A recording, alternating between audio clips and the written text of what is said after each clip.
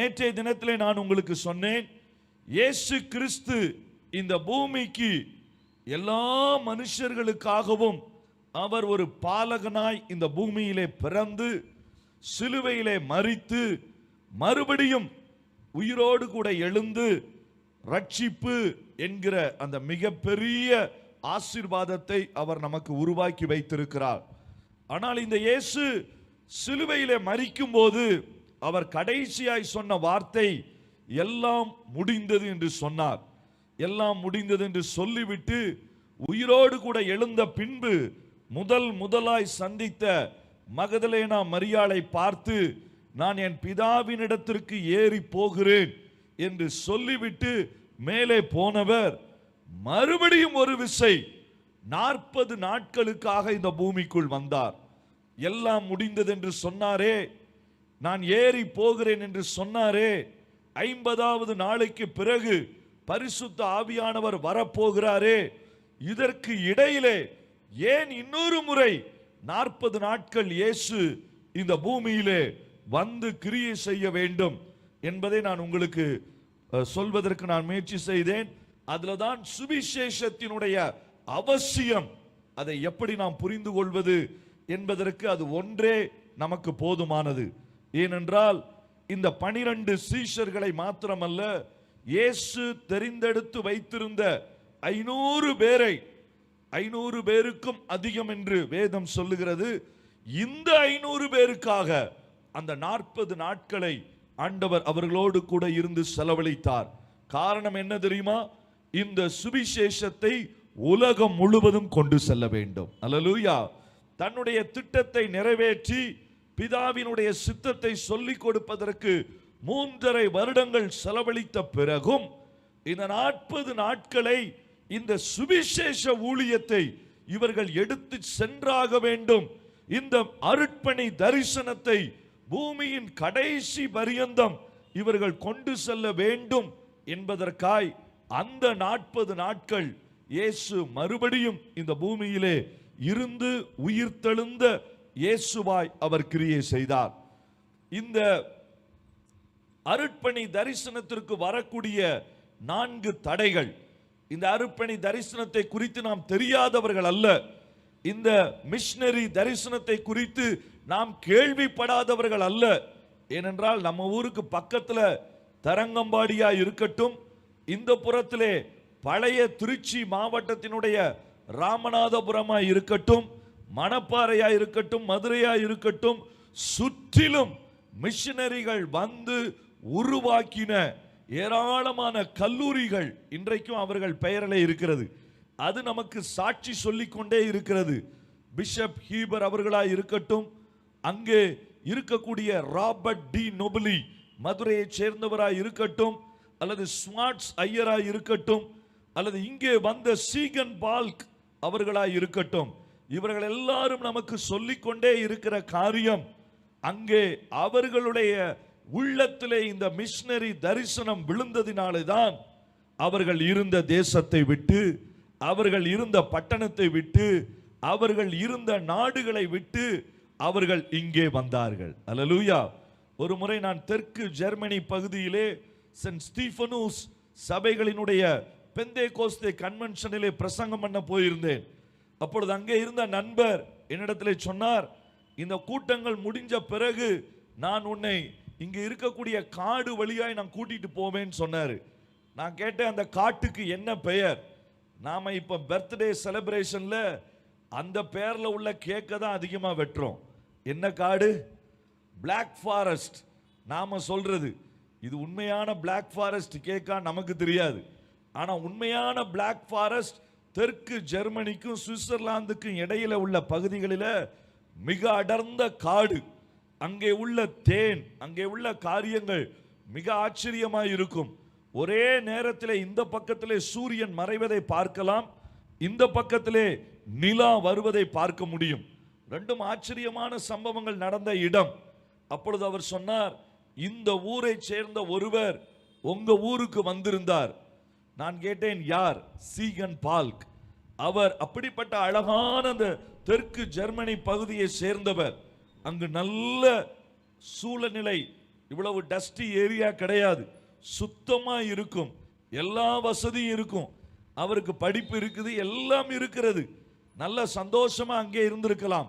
ஆனால் அவைகளை விட்டு தேவன் சீஷர்களுக்கு கற்றுக் கொடுக்க விரும்பின அதே அந்த 40 நாட்களினுடைய விதையை தன்னுடைய உள்ளத்தில் ஏற்றுக்கொண்டபடியினாலே தன்னுடைய தேசத்தின் அரசாங்கம் ஒத்துக்கொள்ளாவிட்டாலும் ஓடி போய் டென்மார்க் தேசத்தினுடைய ராஜாவினிடத்திலே ஒரு பெரிய விண்ணப்பத்தை வைத்து, எப்படியாகிலும் என்னை இந்தியாவிற்கு அனுப்புங்கள் என்று சொல்லி தமிழகத்திற்கு வந்து தமிழ் மொழியை கற்று 9 வருஷங்களுக்குள் தமிழ் மொழிக்கு தேவையான சில இலக்கணங்களையும் கூட எழுதி இந்த தமிழ் மொழியிலே வேதத்தை நம்முடைய கையிலே கொடுத்தார்.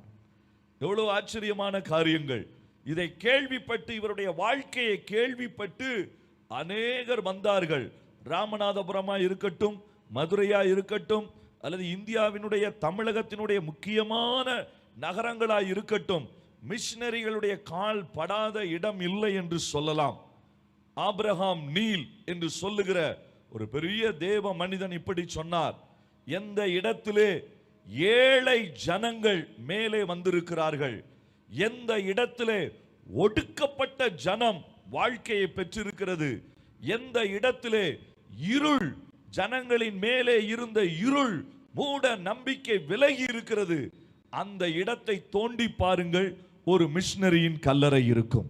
அதற்கு காரணம் இருள் விலகி மூட பழக்கங்கள் விலகினதற்கு காரணம் அங்கே படிப்பறிவு இல்லாத ஏழை ஜனங்கள் படிப்பை பெற்றுக்கொள்ள காரணம், வாழ்க்கையிலே ஒடுங்கி போய் இருந்தவர்கள் ஜீவனை பெற்று எழும்பினதற்கு காரணம் இயேசுவின் இந்த தரிசனத்தை பெற்ற, இயேசுவின் இந்த அருட்பணி தரிசனத்தை பெற்ற தேவ மனிதர்கள். அல்லேலூயா!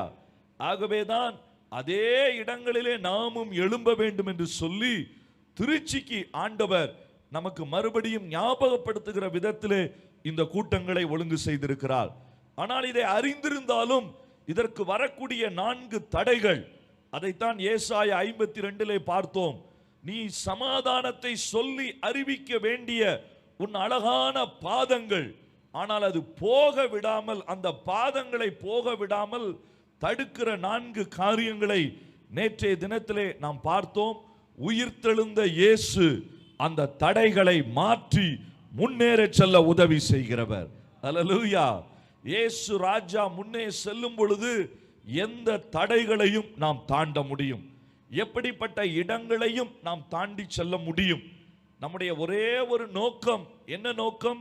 இன்னமும் இந்தியாவிலே மூட பழக்க வழக்கங்களிலே இருக்கக்கூடிய, இந்தியாவிலே ஒடுங்கி போய் ஒரு சின்ன பேசிக் படிப்பறிவை கூட பெற முடியாத, ஒரு 3 நேர உணவும் எனக்கு கிடைக்கும் என்கிற அந்த உறுதியான நம்பிக்கை இல்லாமல் அப்படி ஒடுங்கி போய் இருக்கிற தரித்திரர்களுக்கு, மரண இருளிலே அமர்ந்திருக்கிறவர்களுக்கு, பூரணமாய் சிறையிருப்பிலே இருக்கிறவர்களுக்கு ஒரு பெரிய விடுதலையையும் அவர்களுடைய வாழ்க்கையிலே ஆனந்த தைலத்தையும் சிங்காரத்தையும் கொண்டு வருவதற்கு கிறிஸ்து நம்முடைய கரங்களிலே இந்த பெரிய சுவிசேஷத்தை அவர் கொடுத்திருக்கிறார். அல்லேலூயா! நமக்கு பெரிய பணபலம் தேவையில்லை, நமக்கு பெரிய மனபலமும் தேவையில்லை, நமக்கு பெரிய படிப்பும் தேவையில்லை. இந்த சுவிசேஷத்தை சொல்லும் போதே இந்த சுவிசேஷம் 20 விதமாக நமக்குள்ளே கிரியை செய்கிறது என்று நான் நேற்று சொன்னேன். முக்கியமாக 3 காரியங்களை அது கட்டாயம் செய்கிறது. இந்த சுவிசேஷத்தை அறிவிக்கும் போது முதலிலே நான் சொன்னேன், புரிந்து கொள்ள முடியாத, அறிந்து கொள்ள முடியாத, ஒரு நாளும் விலகாத சமாதானத்தை அது கொண்டு வருகிறது. துன்மார்க்கனுக்கு சமாதானம் இல்லை என்று வேதம் 2 இடங்களிலே சொன்னதை நேற்று பார்த்தோம். ஆனால் இந்த சுவிசேஷம் வரும்போது அது அந்த மனிதனுடைய வாழ்க்கையிலே ஒரு நாளும் நீங்காத சமாதானத்தை, பீஸை, மன ஆறுதலை அது ஆச்சரியமாய் கொடுக்கிறது. அது எப்படி பிரதர் கொடுக்க முடியும்? ஒரு சாதாரண வார்த்தை தானே இது, சொல்லுவது தமிழ் வார்த்தை தான், ஆனால் இந்த சொல்லப்பட்ட வார்த்தை ஆண்டவருடைய வார்த்தை. ஆகவே இது ஜீவன் உள்ளது, இது வல்லமை உள்ளது. இந்த சுவிசேஷம் எந்த சூழ்நிலையிலும் இருக்கக்கூடிய ஒரு மனிதனுக்கு இது சமாதானத்தை கொண்டு வருகிறது. அடைக்கப்பட்ட தேசங்களிலே இருக்கக்கூடிய ராஜாக்களின் குடும்பங்களிலேயும் கர்த்தர் ஆச்சரியமாய் இந்த சமாதானத்தை கொண்டு வருகிறார், அற்புதமாய் செய்கிறார். இரண்டாவது, இந்த சுவிசேஷம் குணமாக்குதலை கொண்டு வருகிறது. அது சரீரத்தில் இருக்கக்கூடிய பிரச்சனையாய் இருந்தாலும், உள்ளுக்குள் இருக்கக்கூடிய காயங்களாய் இருந்தாலும் கர்த்தர் அதை குணமாக்குகிறார். அல்லேலூயா. இந்தியாவிலே நான் மருத்துவ படிப்பை முடித்த புதிதிலே மருத்துவமனைக்கு வரக்கூடிய 100 பேரிலே 2 to 6 பேர், அதாவது 2 to 6%, 100 பேர் வந்தால் அதிகபட்சமாய் 6 பேருக்கு சரீரத்திலே வியாதி இருக்காது, ஆனா மனதிலே ஒரு சில வியாதி இருக்கும். அவர்களுக்கு மனநிலை பாதிக்கப்பட்டவர்களாய் இருக்கலாம், அல்லது யாரோ சொன்ன ஒரு வார்த்தை அவர்களை காயப்படுத்தி அது அவர்களுக்கு ஒரு பெரிய மன நோயையே கொண்டு வருவதற்கு அது காரணமாய் இருந்திருக்கலாம். நான் படிப்பை முடித்து வட இந்தியாவிலே ஊழியங்களை செய்து கொண்டிருந்த பொழுது சிஎம்சி வெள்ளூரிலிருந்து வந்த ஒரு ப்ரொஃபசர் சொன்னார், 10 ஆண்டுகள் கழித்து அவர் சொன்னார், இந்தியாவிலே இப்பொழுது அது 20% வளர்ந்து விட்டது என்று. சமீபத்திலே கொரோனாவுக்கு பிறகு மறுபடியும் அதே ப்ரொஃபசர் வந்திருந்தார்கள். அவர்கள் மிக பிரசித்தி பெற்றவர்கள். அவங்க சொன்னாங்க, அசோக், இப்போ இதனுடைய பர்சன்டேஜ் 40% மாறி இருக்கிறது. என்ன தெரியுமா? பெரிய சரீரத்திலே வியாதி கிடையாது, சரீரத்திலே பயப்படக்கூடிய எந்த வியாதியும் கிடையாது, எல்லா டெஸ்டும் நார்மலா இருக்குது. ஆனா ஜனங்களுக்கு எப்போதும் ஹாஸ்பிட்டல் போக வேண்டிய ஒரு கட்டாயம், உள்ளத்திலே உண்டான காயங்கள், உள்ளத்திலே உண்டான சிறையிருப்புகள், உள்ளத்திலே உண்டான காரியங்கள் அவர்களுடைய வாழ்க்கையை அழுத்தி 40%, 36 to 40% ஹாஸ்பிட்டலுக்கு வர்றவங்க என்ன, சரீரத்தில் வியாதி கிடையாது, ஆனால் உள்ளத்திலே சிறையிருப்பு. வேதம் சொல்லுகிறது, சிறைப்பட்டவர்களை விடுதலையாக்க, கட்டுண்டவர்களுக்கு காயம் கட்ட இயேசு இந்த உலகத்திற்கு வந்தார். அதுதான் சுவிசேஷ வாக்கியம். ஆகவே அது குணமாக்குதலை கொடுக்கிறது. மூன்றாவது, எல்லாவற்றுக்கும் மேலாக என்னுடைய ஆத்துமாவிலே, எனக்கு உள்ளான மனுஷனிலே எனக்கு முக்தி என்று சொல்லி நாம் சொல்லுகிற அந்த ரட்சிப்பை, பாவ மன்னிப்பை அது எனக்கு தருகிறது. எந்த மனுஷனும் கொடுக்க முடியாது. நான் பீகாருக்கு போன புதுசுல ட்ரீட்மெண்ட்டுக்கு ஒரு அம்மா அவங்களுடைய மருமகளை கூட்டிட்டு வந்திருந்தாங்க. அப்ப எனக்கு ஹிந்தியும் தெரியாது, ஏன்னா நம்ம ஹிந்தி படிக்கல தானே, இந்தியா இருந்த தமிழ் மீடியத்தில் தான் நான் படித்தேன். அப்போ அங்கே எனக்கு ஒரு அக்கா தான் டிரான்ஸ்லேட் பண்ணுவாங்க. அவங்க வந்த உடனே கேட்டாங்க, அந்த பெண்ணை உட்கார வச்சாங்க. அவளை பார்த்த உடனே கண்டுபிடிச்சிட்டேன், இது புதுசாக கல்யாணமான பொண்ணு. ஏன்னா வட இந்தியாவில் பொதுவாக ஹாஸ்பிட்டலுக்கு வரக்கூடிய பெண்கள் கூட நல்லா கல்யாண வீட்டுக்கு போகிற மாதிரி தான் சேலை கட்டுவாங்க, லிப்ஸ்டிக்லாம் போட்டிருப்பாங்க, பயங்கர டெக்கரேட்டிவாக வருவாங்க. அவங்கள பார்த்தா இவங்க பேஷண்ட் மாதிரி தெரியாது, பிக்னிக்கு வந்தவங்க மாதிரி தான் இருக்கும். அவங்கள உட்கார வச்ச உடனே பின்னாடி இருந்தவங்க மாமியார் சொன்னாங்க, இவளை நல்லா செக் பண்ணி ஒரு மாத்திரை கொடுங்க அப்படின்னு. நான் சொன்னேன், என்ன பிரச்சனைன்னு சொல்லுங்க. அப்போ அவங்க சொன்னாங்க, இன்னும் இவங்களுக்கு குழந்தை பிறக்கல. அப்படியா, சரி, கல்யாணமாய் எத்தனை வருஷம் ஆகுது? அவங்க சொன்னாங்க, 2 மாசம் ஆகுது. 2 மாசத்திலே கூட்டிட்டு வந்துட்டீங்களே, ஏன்? இல்ல, நான் அவங்க அந்த மாமியார் சொல்றாங்க, நான் கல்யாணமாகி 1 மாசத்திலே எனக்கு குழந்தை பிறந்துருச்சு. 1 மாசத்திலே குழந்தை பிறக்கல, கரு உண்டானது. என் தங்கச்சிக்கும் உண்டானது, என்னுடைய அக்காவுக்கும் உண்டானது, இவளுடைய அக்காவுக்கும் இவனுடைய அண்ணனுக்கும் கல்யாணம் பண்ணியிருக்கிற அவனுக்கும் உண்டாயிருச்சு. அதனால 1 மாசத்துக்குள்ள என்ன ஆயிருந்திருக்கணும்? இவ பிரெக்னன்ட் ஆயிருந்திருக்கணும், இன்னும் ஆகல. நான் எவ்வளவோ ட்ரை பண்ணி பார்த்தேன், டிரான்ஸ்லேட் பண்ணி முடியல. சரி, என்ன செய்யணும் சொல்லுங்க? நீ ஒரு நல்ல மாத்திரையை எழுதி கொடு. நீ மெட்ராஸ்ல இருந்து வந்திருக்கிறேன்னு சொன்னாங்க, நல்ல ஒரு மாத்திரை எழுதி கொடு, என் மருமகளுக்கு ஆம்பளை பிள்ளை பிறக்கணும். நான் சொன்னேன், அப்படி ஒரு மாத்திரையே கிடையாதம்மா. பிள்ளை பிறக்கிறதுக்கு கொடுக்கக்கூடிய மாத்திரையே அது எவ்வளவு தூரம் சக்சஸ்ஃபுல்லா இருக்கும் என்பது அவர்களுடைய பாடி கண்டிஷனை பொறுத்தது. ஆண் பிள்ளை பிறக்கிற மாதிரி மாத்திரை எனக்கு எதுவும் கொடுக்க தெரியாது. அப்படி ஒரு மாத்திரை வந்தா நான் அவங்கள ஃபோன் பண்ணி கூப்பிடுறேன் அப்படின்னு மட்டும் சொல்லி அனுப்பிச்சு வச்சோம். ஏன் நான் சொல்றேன், பிரச்சனைகளுக்கு நாம தீர்வை எதிர்பார்க்கிறோம். ஆனால் தீர்வை எங்கே எதிர்பார்க்கிறோம்? அதுதான் கேள்வி.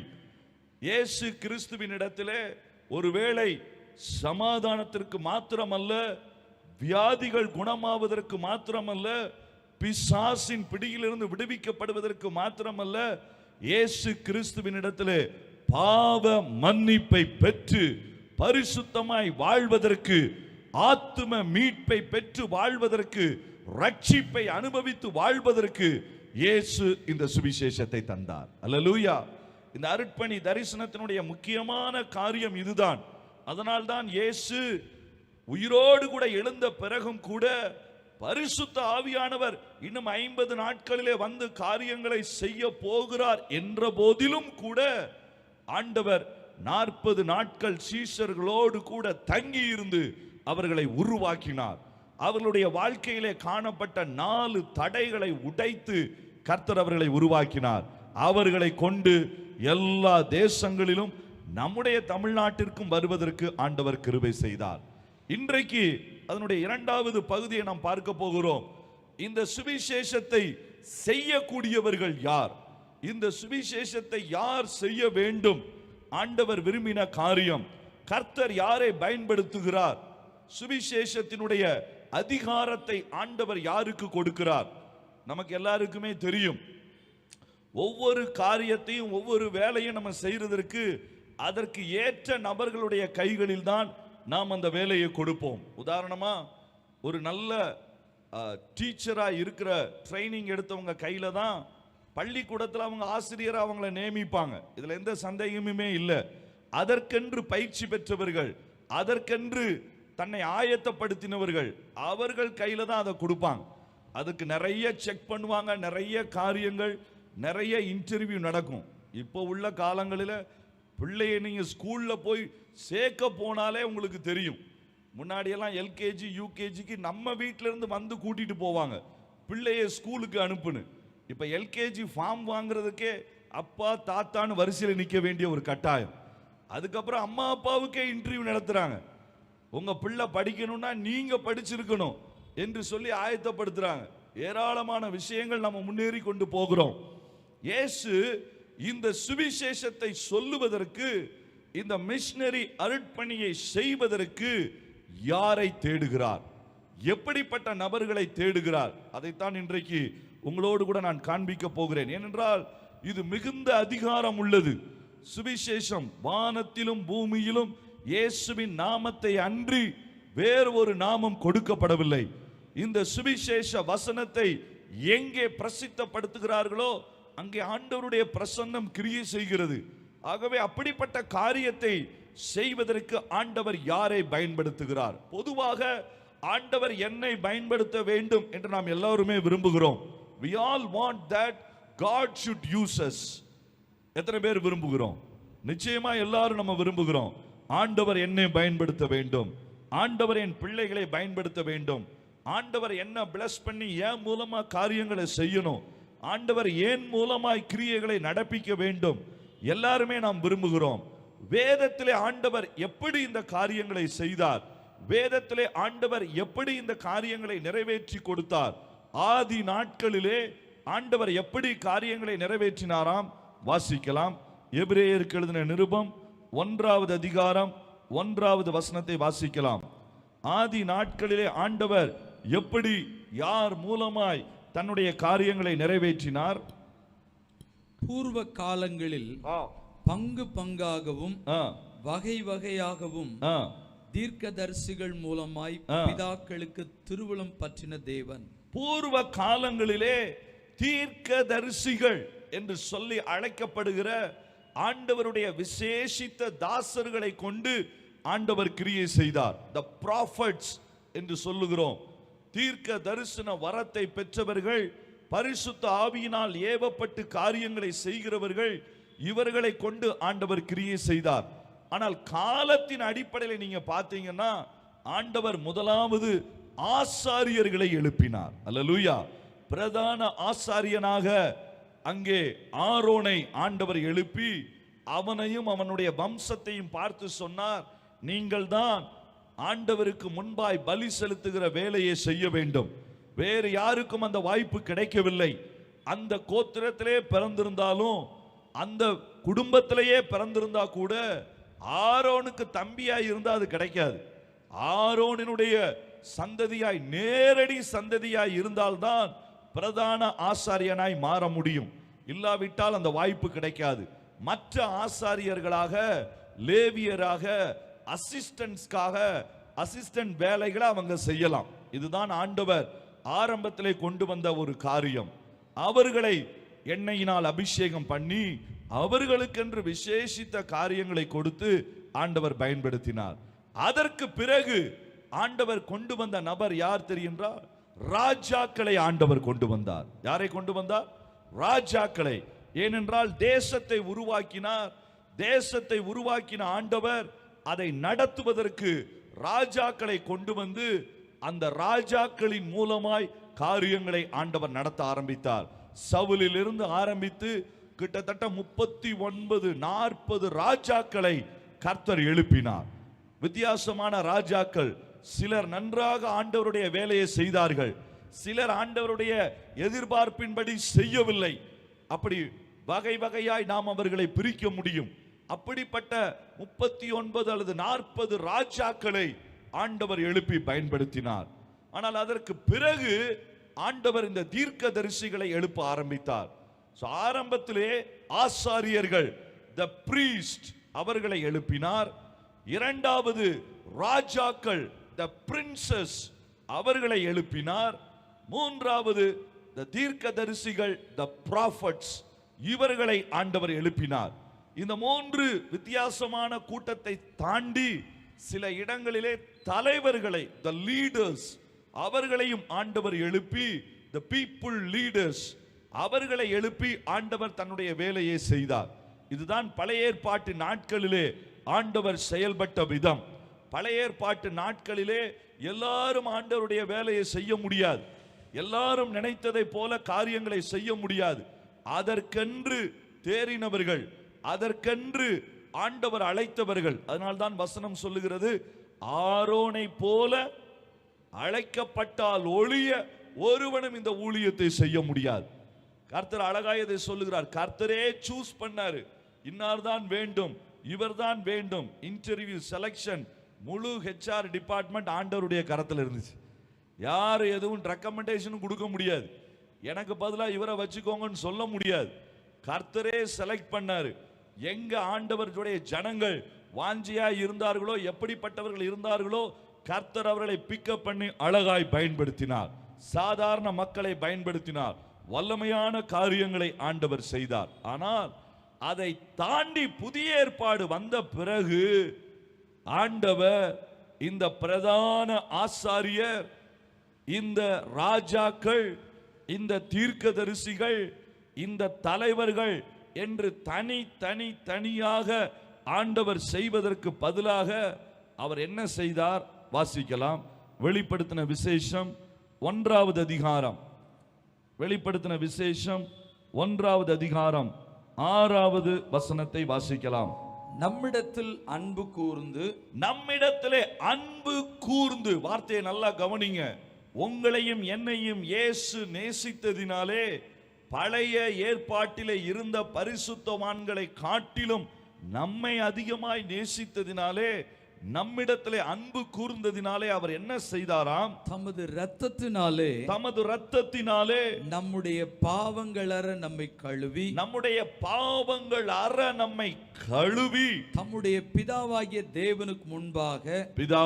தேவனுக்கு முன்பாக நம்மை ராஜாக்களும் ஆசாரியர்களுமாக்கின அவருக்கு மகிமையும் வல்லமையும் என்றென்றைக்கும் உண்டாயிருப்பதாக. கரங்களை தட்டி ஆண்டவருக்கு நன்றி செலுத்தலாம். அல்லேலூயா. யார ராஜாக்களை மாத்தினாரு? பக்கத்துல உங்க கையை பிடிச்சு சொல்லுங்க, நீங்க தான் ராஜா.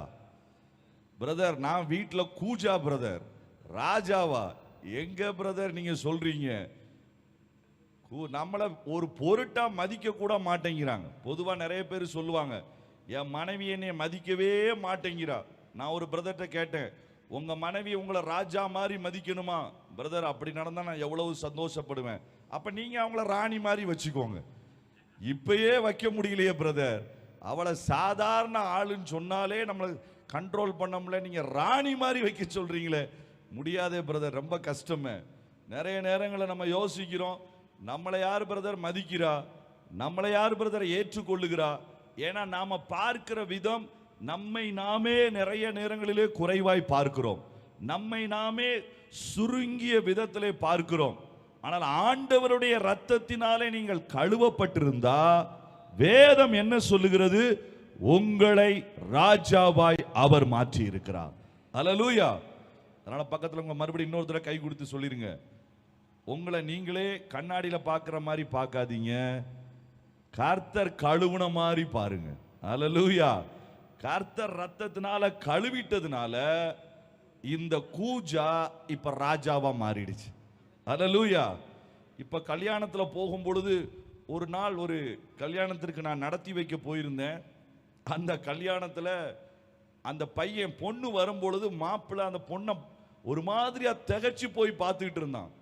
மற்றவங்களுக்கு தெரியாது, ஆனா நாங்க அதை பார்த்த பிறகு கல்யாணத்தெல்லாம் நடத்தி வச்சுட்டு அவன்கிட்ட கேட்டேன், ஏண்டா அந்த பொண்ணை உனக்கு ஏற்கனவே தெரியுமே, ஏன் ஒரு மாதிரி பார்த்த? இல்லைண்ணே, அவ வந்த மேக்கப்ல பார்த்து அவாதானா இல்ல வேற யாரான்னு கண்டுபிடிக்க முடியல. 3 மணி நேரத்துல பழைய மாவு கீவு எல்லாத்தையும் அடிச்சு எடுத்து ஆளை என்னவா மாத்திடுறாங்க, ராணியா மாத்திடுறாங்க. பக்கத்துல கை பிடிச்சு சொல்லுங்க, அவங்களே மாத்திடுறாங்க. கர்த்தருடைய ரத்தம் ஏன் மாத்தாது? அல்லேலூயா. கர்த்தருடைய ரத்தம் கழுவும் போது பாவி மன்னிக்கப்பட்ட பாவியா மாறுறதில்ல, பாவி ராஜாவாய் மாறுகிறான். அல்லேலூயா. இது ரொம்ப ஆச்சரியமாய் நடக்கக்கூடிய சம்பவம். பாவியை மன்னிச்சு சரி போ அப்படின்னு அனுப்புனா பரவாயில்லை, சரி கையில போகும்போது ஒரு கிஃப்டையும் கொடுத்து அனுப்புனா பரவாயில்லை. ஆனா ஆண்டவர் நம்மை பாவங்கள் அற தன்னுடைய ரத்தத்தினால கழுவின பிறகு நம்முடைய ரூபமே எப்படி மாறுகிறது? ராஜாவாய் மாறுகிறது. சரி, ராஜாவோடு கூட நம்மளை விட்டிருந்திருக்கலாம், ஆனா எதை சேர்க்கிறாரு? ஆசாரியராகவும் சேர்க்கிறாரு. இது பழைய ஏற்பாட்டில் நடக்கவே நடக்காது. பழைய ஏற்பாட்டில் ஒரு ராஜா இருந்தான்.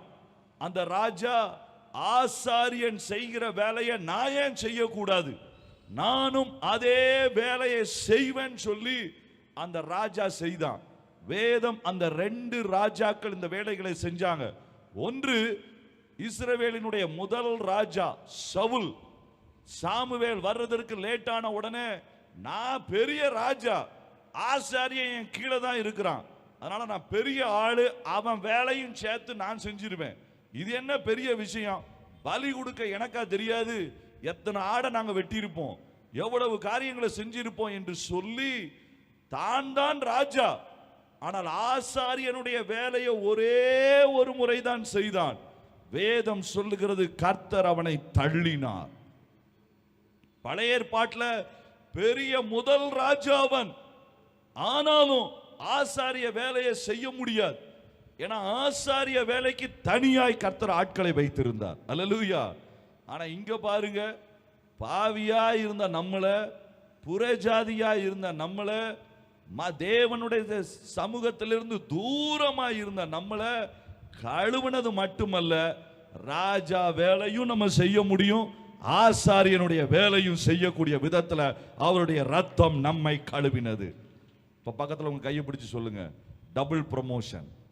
அல்லேலூயா. பாஸே ஆகாத ஆளுக்கு என்னது? Double promotion.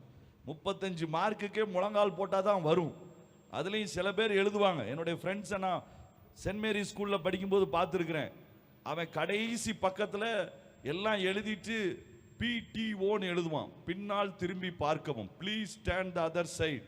அடுத்த பக்கத்துல பார்த்தீங்கன்னா ஒரு பெரிய லெட்டரே இருக்கும், வணக்கத்திற்குரிய ஆசிரியரே, நான் ஏழை குடும்பத்திலிருந்து வருகிறேன், தயவு செய்து 35 போட்டு விடுங்க, இல்லைன்னா எங்க அம்மா அப்பாவுக்கு நான் சொல்ல முடியாது.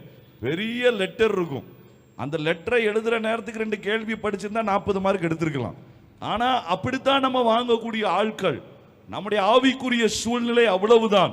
அதனாலதான் வேதம் அழகா சொல்லுது, நம்மிடத்திலே அன்பு கூர்ந்ததினாலே, நாம் அதற்கு தகுதியுள்ளவர்கள் என்பதினாலே அல்ல, நாம் அதற்கு ஏற்றவர்கள் என்பதினாலே அல்ல, நாம் ஒரு ராஜாவா மாறுறதுக்கு நம்மளால முடியாது, அவ்வளவு பெரிய ஆட்கள் இல்லை. ராஜாவுக்கு ஏத்த உடம்பும் இல்லை, ராஜாவுக்கு ஏத்த மனசும் இல்லை, ராஜாவுக்கு ஏத்த தைரியமும் கிடையாது, ராஜாவுக்கு ஏத்த படிப்பு நமக்கு கிடையாது, எதுவுமே கிடையாது. ஆனால் கர்த்தர் அத போல ஆசாரியனா மாறுறதற்கு அப்படிப்பட்ட விசேஷ குடும்பத்துல பிறக்கக்கூடிய பாக்கியமும் இல்லை. எந்த பாக்கியமும் இல்லை, எந்த படிப்பும் இல்லை, எந்த தகுதியும் இல்லை, அதற்கு ஏற்ற ஆயத்தமும் இல்லை. இருந்ததெல்லாம் ஒன்னே ஒண்ணுதான், பாவம் மட்டும்தான். இதை தவிர வேற ஒண்ணுமே கிடையாது. உள்ள எம்ஆர்ஐ ஸ்கேன் பண்ணி பார்த்தா மேல இருந்து கீழே வரைக்கும் என்னதான், ஒரே ரிப்போர்ட் தான். என்ன ரிப்போர்ட்? பாவம், பெரிய பாவம், மகா பெரிய பாவம். இதை தவிர வேற உள்ள ஒண்ணுமே கிடையாது. முழுக்க முழுக்க பாவ சுபாவம். ஒரு நன்மையும் செய்வதற்கு நம்மால முடியாது. நான் சொல்லல, ரோமர் 3வது அதிகாரம் சொல்லுகிறது, நன்மை செய்கிறவன் ஒருவனும் இல்லை. அப்படிப்பட்ட இடத்துல தாங்க நாம இருந்தோம். நம்ம எம்ஆர்ஐ ரிப்போர்ட்ட தேவ ரத்தம் கழுவினதினாலே கர்த்தர் நம்மை ஆசாரியர்களாய் ராஜாக்களாய் ஆண்டவர் மாற்றினார். அல்லேலூயா. அப்ப கேப்பீங்க, தீர்க்கதரிசியா நம்மள மாத்தலையா? அதையும் ஆண்டவர் செஞ்சிருக்கிறார். தன்னுடைய பரிசுத்த ஆவியை ஊற்றும் போது, கடைசி நாட்களிலே மாம்சமான யாவர் மேலே ஆவியை ஊற்றுவேன். யார் தீர்க்க தரிசனம் சொல்லுவா? உன்னுடைய குமாரரும் குமாரத்திகளும் தீர்க்க தரிசனம் சொல்வார்கள். ஒரு ஆவிக்குரிய அர்த்தம் என்ன தெரியுமா? குமாரரும் குமாரத்தியும்னா புதுசா வந்த விசுவாசி, இப்பதாங்க பிறந்திருக்கிறாரு, இப்பதான் அவர் சின்ன குமாரர். எல்கேஜில சேர்க்கறதுக்கு தான் அவரை சர்ச்சில் சேர்த்திருக்கிறோம். நேத்து தான் சுவிசேஷம் கேட்டாரு, இன்னைக்கு தான் ரட்சிக்கப்பட்டிருக்கிறாரு. இன்னும் ஞானஸ்தானம் கூட அவர் எடுக்கல. ஆனால் அவர் மேலும் பரிசுத்த ஆவியானவர் இறங்க முடியும். அல்லேலூயா. கொர்நேலியுவின் வீட்டிலே நடந்த சம்பவம் நமக்கு அதை சொல்லுகிறது. அதனால்தான் ஆண்டவர் சொன்னார், நம்முடைய சரீர பிள்ளைகளிடத்திலும் அவர் செய்வார், நம்முடைய ஆவிக்குரிய பிள்ளைகளிடத்திலும் அதை செய்வார். குமாரர் குமாரத்தி, இவர் சில்ட்ரன் என்று சொல்லும் பொழுது ஆவிக்குரிய வாழ்க்கையை இப்போதான் ஆரம்பிக்கிறாங்க. அவர்களுக்குள்ளும் கர்த்தர் தீர்க்க தரிசனம் சொல்லுகிற கிருபையை கர்த்தர் தருகிறார். அல்லேலூயா. இதை எங்க தெரியுமா பார்க்கிறோம்? வாசிங்க, சகரியாவின் புஸ்தகம். ஆண்டவருடைய அந்த தாகம், ஆண்டவருடைய அந்த ஏக்கம் பழைய ஏற்பாட்டு நாட்களிலே இருந்ததை போல அல்ல. புதிய ஏற்பாட்டிலே ஆண்டவருடைய பாரத்தை பாருங்க. சகரியாவின் புஸ்தகம் 13வது அதிகாரம் 7வது வசனத்தை வாசிக்கலாம். சகரியா 13:7. பட்டயமே என் மேய்ப்பன் மேலும் என் தோழனாகிய புருஷன் மேலும் எழும்பு என்று சேனைகளின் கர்த்தர் சொல்லுகிறார். மேய்ப்பனை வெட்டு, அப்பொழுது ஆடுகள் சிதறி போகும். இது இயேசு கிறிஸ்துவினுடைய சிலுவைக்கு முன்பாய் நடக்க சொல்லப்பட்ட ஒரு தீர்க்க தரிசன வார்த்தை. ஆனால் அதற்கு அடுத்த வார்த்தையை பாருங்கள். அப்பொழுது ஆடுகள் சிதறி போகும். ஆடுகள் எல்லாம் சிதறி போகும். ஆனாலும் மேய்ப்பன் வெட்டப்பட்டாலும், ஆடுகள் சிதறி போனாலும், ஒன்றும் இல்லாமல் இருந்தாலும், என் கரத்தை சிறுவர் மேல் திரும்ப வைப்பேன். என் கரத்தை சிறு பிள்ளைகள் மேல வைத்து என் காரியத்தை நான் நிறைவேற்றுவேன். ஹல்லேலூயா. இயேசு கிறிஸ்துவினுடைய மில்லேனியம் இயர் என்று சொல்லப்படக்கூடிய அந்த 1000 வருட அரசாட்சியில இயேசு கிறிஸ்து நம்மை நடத்துவதற்கு யாரை வச்சு நடத்துவாரா? ஏசாயா 11வது அதிகாரம், ஏசாயா 11வது அதிகாரம் 6வது வசனம். நல்ல தெரிஞ்ச வசனம். புதிதாய் வந்திருக்கிறவங்க புரிந்து கொள்வதற்காக நான் சொல்ல விரும்புகிறேன். ஆண்டவர் எப்படிப்பட்டவர்களை நம்முடைய நாட்களிலே பயன்படுத்த விரும்புகிறார்? சுவிசேஷத்திற்கென்று கர்த்தர் தேடும் மனிதர்கள் யார் என்பதை நாம தெளிவா புரிந்தாதான் தேவன் என்னை எப்படி பார்க்கிறார் என்பதை நாம் உணர்ந்து கொள்ள முடியும். வாசிக்கலாம் 11:6. அப்பொழுது ஓநாய் ஆட்டுக்குட்டியோடு தங்கும். இது நடக்குமா? ஓநாய் எதோட தங்குமா? ஆட்டுக்குட்டியோடு. ஆட்டுக்குட்டியோடு கூட தங்கும். ஒரு முறை நான் இந்த வசனத்தை சொன்னேன். உடனே சொன்னார், ஆமா பிரதர், எங்க ஃபேமிலியில் அப்படித்தான் போயிட்டு இருக்கு. நாங்க 2 பேரும் ஒரே இடத்துல தான் இருக்கிறோம், வேற வேறமான கேரக்டர். அப்படி இருக்கலாம், ஆனா ஒரிஜினலா ஆட்டுக்குட்டி ஓநாயோட போய் தங்க முடியாது. 2வது, புலி வெள்ளாட்டுக்குட்டியோடு படுத்து கொள்ளும். இது எப்படிங்க நடக்க முடியும்? புலி வெள்ளாட்டுக்குட்டியை பார்த்த உடனே வா நம்ம 2 பேரும் பெட்டை ஷேர் பண்ணி படுத்துக்கிடுவோம்னு சொல்லுமா? நடக்கக்கூடிய சம்பவமே கிடையாது. கன்றுக்குட்டியும் பாலசிங்கமும் காளையும் ஒருமித்திருக்கும். இதெல்லாம் கூட கொஞ்சம் நம்பிடலாம். கடைசி வரிய பாருங்க. ஒரு சிறு பையன் அவைகளை நடத்துவான். ஒரு சின்ன பையன் சிங்கத்தையும் அங்க இருக்கக்கூடிய புலியையும் ஓனாயையும் காளையையும் அவன் விளையாடுற அங்க டாய்ஸ் மாதிரி அவன் நடத்தி கொண்டு போவான்னு சொல்லு. அல்லேலூயா. இது எப்படி நடக்கும்? கர்த்தர் தன்னுடைய ராஜ்யத்துல சிறு பிள்ளைன்னு சொல்றது வயசுல சின்ன பிள்ளைங்க மட்டுமல்ல, ஆவிக்குரிய அனுபவத்துல இன்னைக்கு தான் வந்திருக்கலாம், அவர்களையும் தேவன் பயன்படுத்துகிறார். அல்லேலூயா. அதுதான் ஆச்சரியமான காரியம். புதிய ஏற்பாட்டுல தேவன் ஒரு பெரிய எல்லையை நமக்காய் மாற்றி வைத்திருக்கிறார். புதிய ஏற்பாட்டுல கர்த்தர் தந்திருக்கிற கிருபை, கர்த்தர் தந்திருக்கிற ஆச்சரியமான வாய்ப்பு என்ன செய்தார்? ஆசாரியர்களை, ராஜாக்களை, அங்கே இருந்த தீர்க்கதரிசிகளை, தலைவர்களை எல்லாத்தையும் மொத்தமா சேர்த்து இயேசு கிறிஸ்துவின் இரத்தத்தினால் கழுவப்பட்ட மனிதனுக்குள் அத்தனை ஆற்றலையும் வல்லமையையும் தேவன் தந்திருக்கிறார். அல்லேலூயா.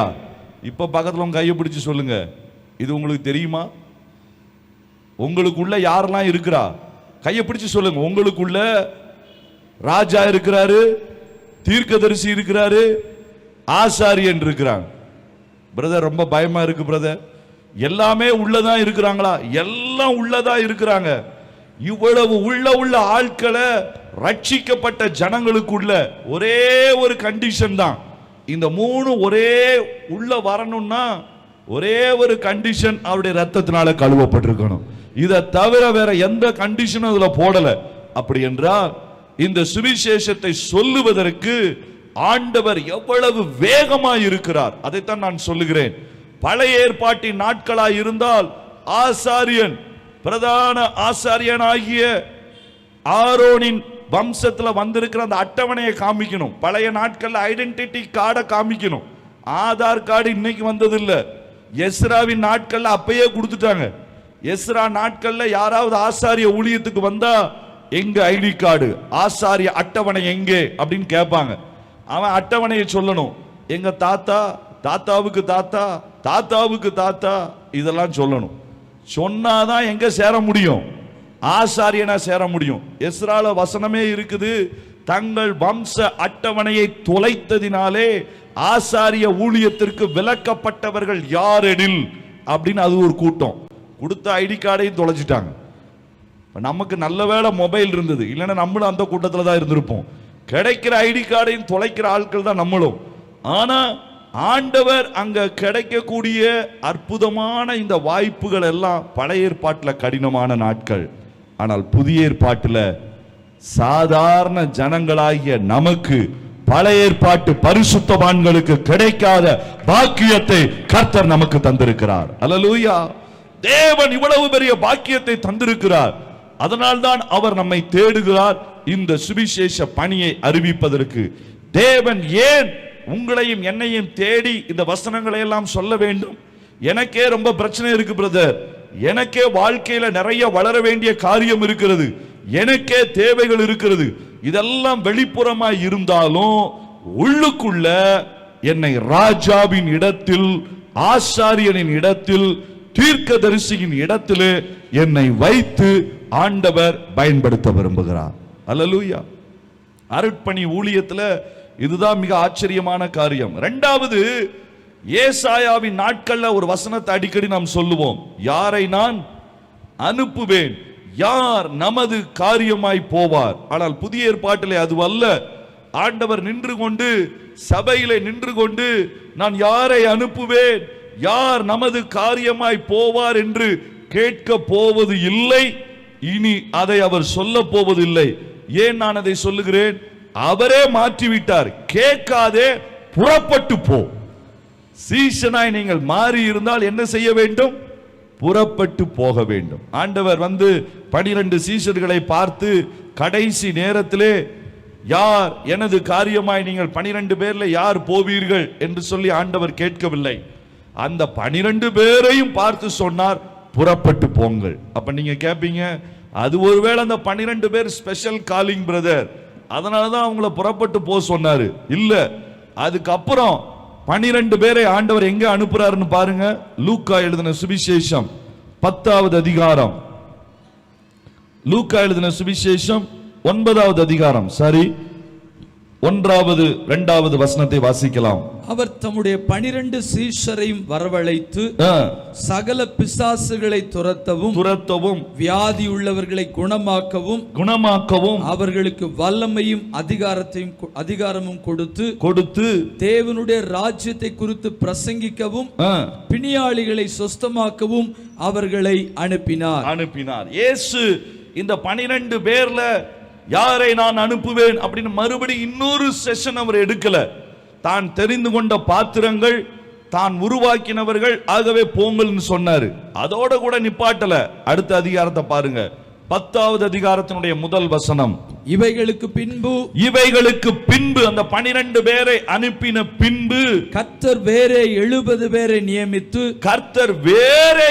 பேரை நியமித்து தாம் போகும் சகல பட்டணங்களுக்கும் இடங்களுக்கும் அவர்களை தமக்கு முன்னே 2 பேராக அனுப்பினார். கர்த்தர் அனுப்ப ஆரம்பித்தார். ஆகவே ஆண்டவருடைய கட்டளையை, இந்த சுவிசேஷ பணியை செய்வதற்கு நீங்கள் இன்னொரு முறை ஆண்டவர் என்னை பார்த்து சொல்ல வேண்டும், யாரை நான் அனுப்புவேன், யார் நமது காரியமாய் போவார் என்று சொல்ல வேண்டும் என்று காத்திருக்க வேண்டிய அவசியம் இல்லை.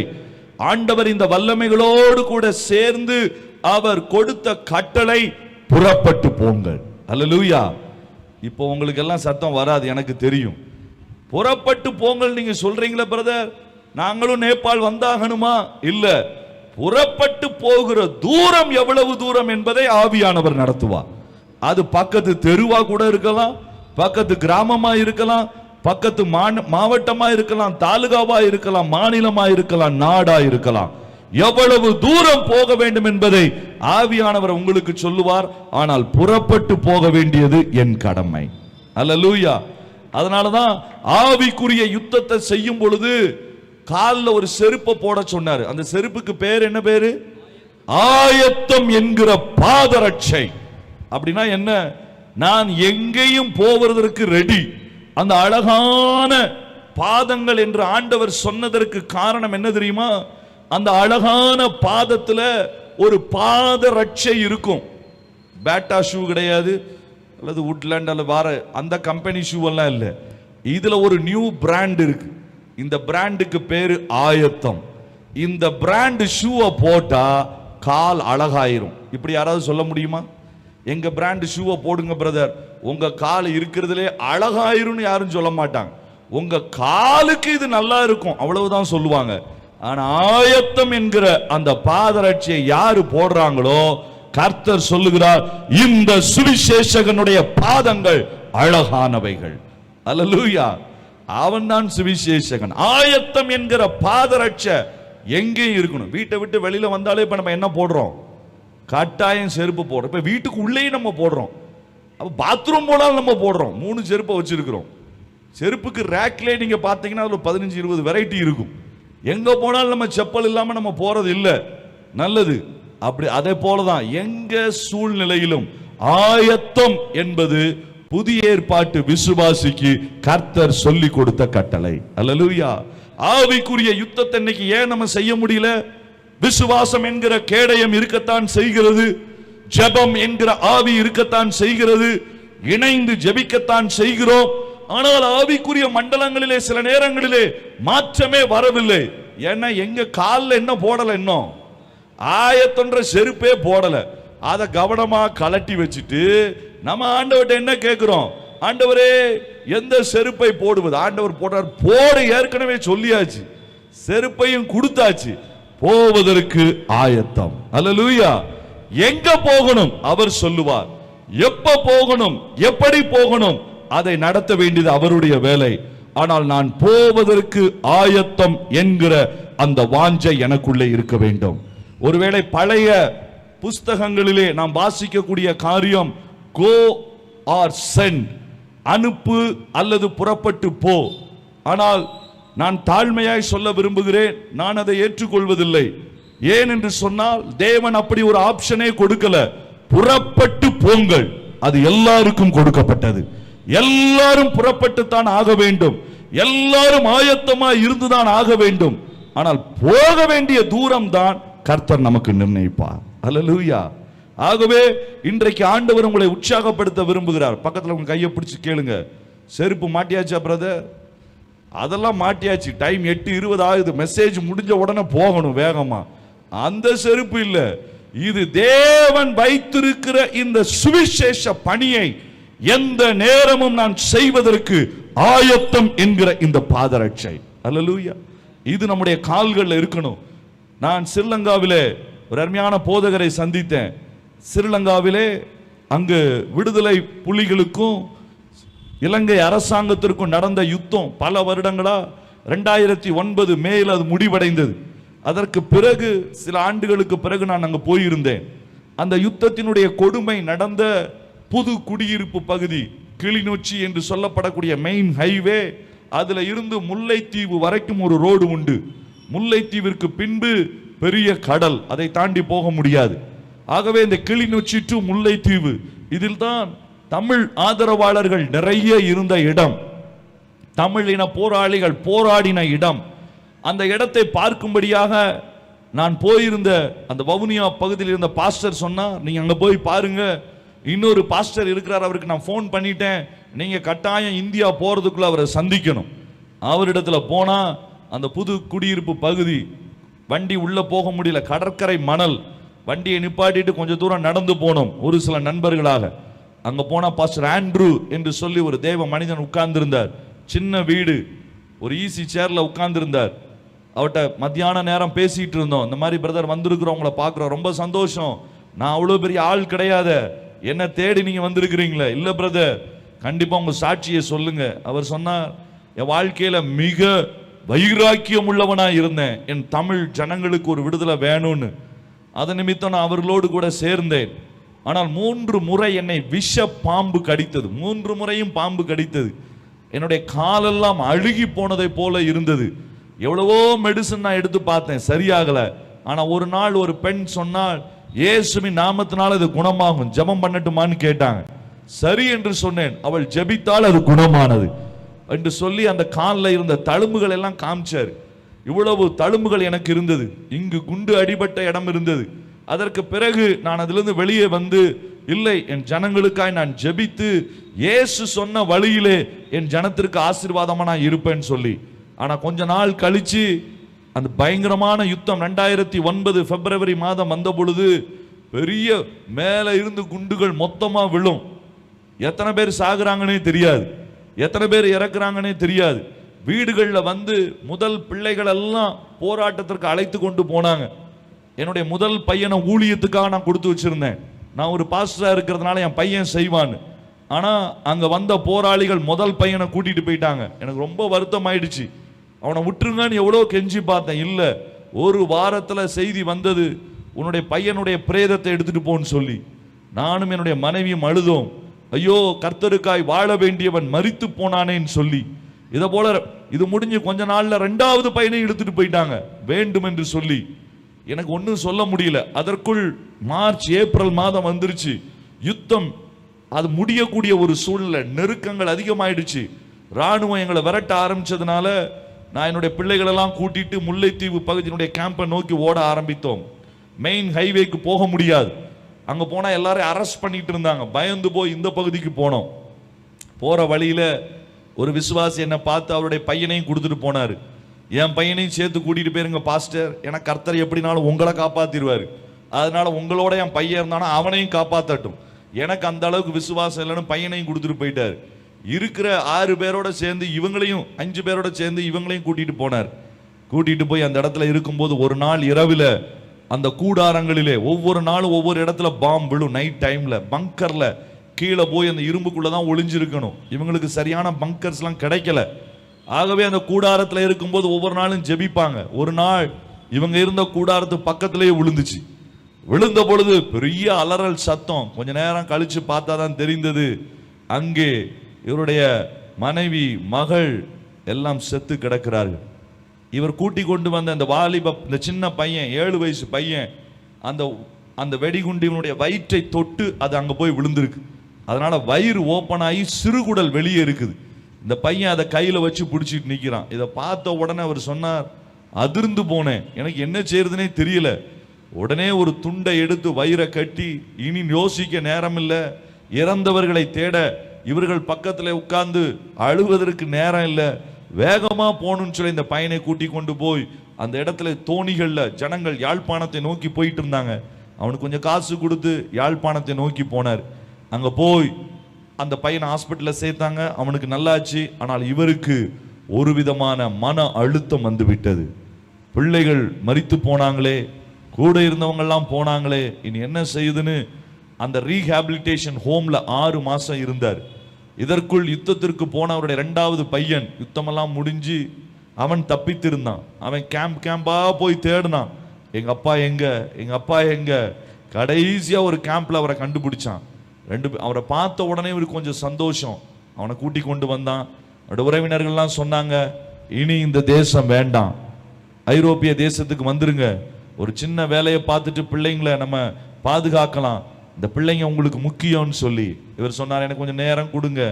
கொஞ்ச நாள் கழித்து ஜெபித்தார்.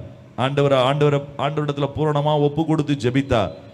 அப்போ அவர் சொன்னாரு, எனக்குள்ள ஒரு பெரிய போராட்டம், இழந்த பிள்ளைகள், நான் மறுபடியும் அதே இடத்திற்கு போனா அங்க முழு இராணுவம் இருக்கிறது, அவ்வளவு எளிதாக நான் எப்படி செய்ய முடியும், என்ன செய்வதென்று தெரியல, எப்படி ஆண்டவற்றை ஜெபிக்கிறது என்றே தெரியவில்லை. ஒரு நாள் திடீரென்று அவருக்கு பரிசுத்த ஆவியானவர் உற்சாகப்படுத்தினார். பூரணமாய் கர்த்தருடைய வார்த்தையை கேட்பதற்கு ஆயத்தமான பொழுது ஆண்டவர் சொன்னார், மறுபடியும் அதே இடத்துக்கு போ. இவர் யோசிக்கவே இல்லை. பிள்ளைகளை கூட்டிக் கொண்டு அதே இடத்திற்கு திரும்பி வந்து இன்றைக்கு 2 சபைகளை ஸ்தாபித்து இன்னமும் சபைகளை ஸ்தாபிக்கிற ஊழியத்திலே ஓடிக்கொண்டிருக்கிறார். அவரை பார்த்து நான் கேட்டேன், ஏன் பிரதர், நீங்க யூரோப்புக்கு போயிருக்கலாமே, யாரும் உங்களை குற்றம் சொல்ல முடியாது, இவ்வளவு காரியம் யாரு செய்ய முடியும்? அவர் சொன்னாரு, நான் வாழ்க்கையினுடைய முதல் நாளிலிருந்து என்னைக்கு இயேசு என்னை சுகமாக்கி என் வாழ்க்கைய திசை திருப்பினாரோ அன்னைக்கே நான் ஆண்டவர்கிட்ட சொன்னேன், எத்தனை மைல் தூரம் நடக்கவும் நான் ஆயத்தம். 2 மைல் தூரம் அல்ல, எத்தனை மைல் தூரம் நடக்க வேண்டும் என்றாலும் ஆண்டவரே உமக்காய் நடப்பேன். அதனால இந்த இழப்புகள் என்னை ஒன்றும் செய்யாது, என்னை கர்த்தர் நடத்துவார். இருக்கிற வரைக்கும் இந்த இடத்துல 2 சின்ன சபைகளை ஸ்தாபித்து இருக்கிறேன், இன்னமும் சபைகளை ஸ்தாபிக்க போகிறேன். ஒடுங்கி போன என் தமிழ் ஜனத்தை நான் மறுபடியும் கொண்டு வருவேன் கர்த்தருக்குள்ளன்னு சொல்லி வைராக்கியமாய் ஓடிக்கொண்டிருக்கிறார். ஏன் நான் சொல்றேன், ஆயத்தம் என்கிற செருப்பை போட்டுட்டு நீங்க ஆவிக்குரிய யுத்தத்தை செய்து பாருங்க, எளிதாய் ஜெயிக்க முடியும். சத்துரு பயப்படுவான், ஏனென்றால் இவன் எதற்கும் ஆயத்தம் என்கிற செருப்பை போட்டு விட்டானே, இவன் இதை செய்ததினாலே கர்த்தருக்கென்று பூரணமாய் தன்னை அர்ப்பணித்து விட்டானே, இவனை நான் தொட முடியாதே என்று சொல்லி அவன் பயப்படுவான். ஆனா நாம நிறைய நேரங்களில கர்த்தர் நம்மளை எங்கேயும் கூட்டிட்டு போயிருவாரோன்னு பயந்து போய் என்னுடைய விருப்பங்களை கர்த்தர் வேறு பக்கம் திசை திருப்பி விடுவாரோ என்று நாம் பயப்படுகிறோம். இல்லை, வேதம் அழகாய் சொல்லுகிறது, இந்த ஆயத்தம் என்கிற பாதரட்சை எனக்குள்ளே இருக்கும் என்று சொன்னால் தேவன் என்னை எல்லா ஆவிக்குரிய யுத்தங்கள்ல ஜெயிக்க வைக்கிறது மட்டுமல்ல, என்னை கொண்டு போக வேண்டிய உயரங்களுக்கு கர்த்தர் கொண்டு போவார். உயர்ந்த சிகரங்களுக்கு ஆண்டவர் என்னை எடுத்து சொல்லுவார். சுவிசேஷத்தை அறிவிக்கக்கூடிய ஒரு பாக்கியம். ஏன் நான் இதை பாக்கியம் என்று சொல்லுகிறேன், வாசிங்க. இந்த உலகத்திலேயே மிகப்பெரிய ஒரு பணி இந்த பணி. ஏன்? 1 பேதுருவை பாருங்க.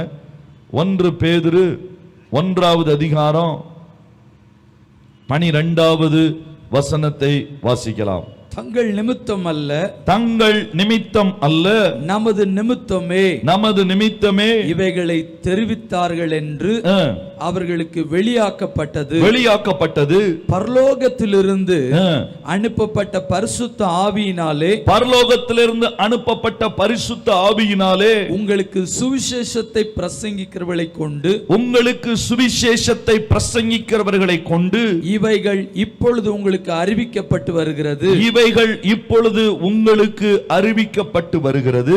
இவைகளை உற்று பார்க்க தேவதூதரும் ஆசையா இருக்கிறார்கள். இதை உற்று பார்க்க யார் ஆசையா இருக்காங்க? தேவதூதர். தேவதூதருக்கு இந்த வாய்ப்பு கிடைக்கல. ஏன்னா தேவதூதருக்கு ரட்சிப்பு என்னன்னு தெரியாது. தேவதூதர்கள் வானத்துல ஆண்டவரை தனக்கு முன்னால வச்சிருக்கிறவங்க, இரவும் பகலும் பரிசுத்தரையே பார்த்து கொண்டிருக்கிறவங்க, சேனைகளின் கர்த்தர் பரிசுத்தர் பரிசுத்தர் என்று சொல்லி கொண்டிருக்கிறவங்க, திடீர்னு அவங்களுக்கு ஒரு ஆசை வருதான் பூமியை பார்க்கிறதுக்கு. எதுக்கு? பூமியை பார்க்கிறதுக்கு ஆசை வந்தா எதை பார்ப்பாங்க? நல்ல அழகான இடம், சுவிட்சர்லாந்து தேசம் நல்ல அழகா இருக்கு பிரதர், மேல இருந்து பார்க்கலாம். அல்லது ஒரு நல்ல அருமையான கட்டடம், அதை பார்க்கலாம். நீர்வீழ்ச்சியை பார்க்கலாம்.